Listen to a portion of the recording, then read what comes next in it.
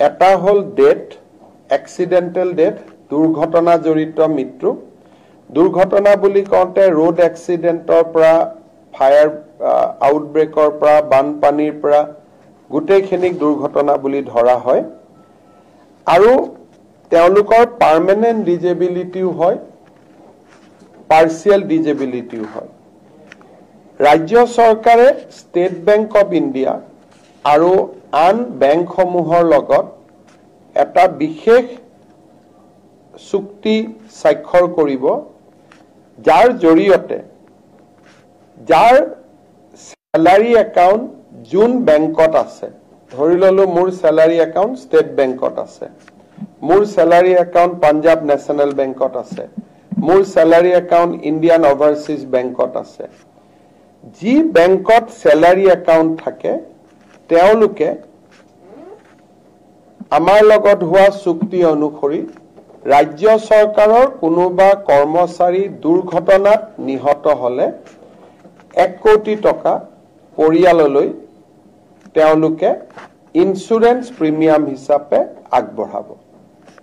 যদি permanent disability হয়, total disability, তেতিয়াহলেও 1 কোটি টকা তেওঁলোকক আগবঢ়াব। আৰু যদি পাৰ্চিয়েল ডিজেবিলিটি হয় তেতিয়াহলে 80 লাখ টকা আগবঢ়াব।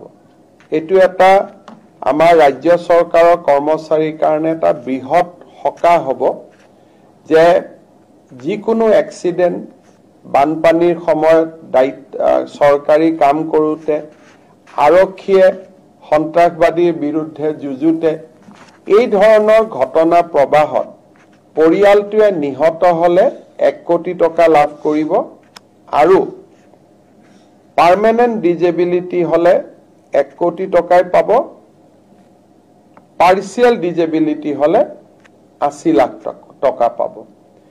আৰু যদি বেমাৰত মৃত্যুবৰণ কৰে, চৰকাৰে দিয়া গোটেই সা সুবিধাবিলাকৰ উপৰিও এই এগ্ৰিমেন্টৰ জৰিয়তে বেংকটোৰ পৰাও তেওঁলোকে 10 লাখ টকা অতিৰিক্তকৈ পাব।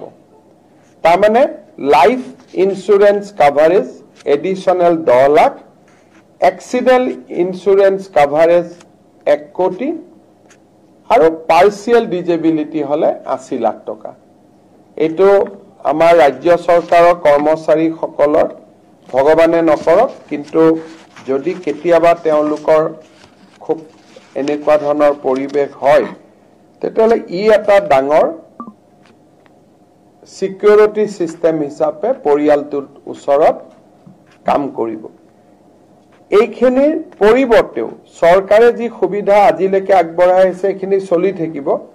এইখিনি অতিৰিক্ত সুবিধা আমি দিছো, কিন্তু এজন চৰকাৰী কৰ্মচাৰী মৰিলে ফেমিলিটোৱে 60 বছৰ বয়সলৈকে পেনশন পায়, জিপিএফ যিবিলাক পায়ে থাকিব। এইখিনি হল তেওঁলোকলৈকে আমি আগবঢ়োৱা এটা অতিৰিক্ত সুবিধা।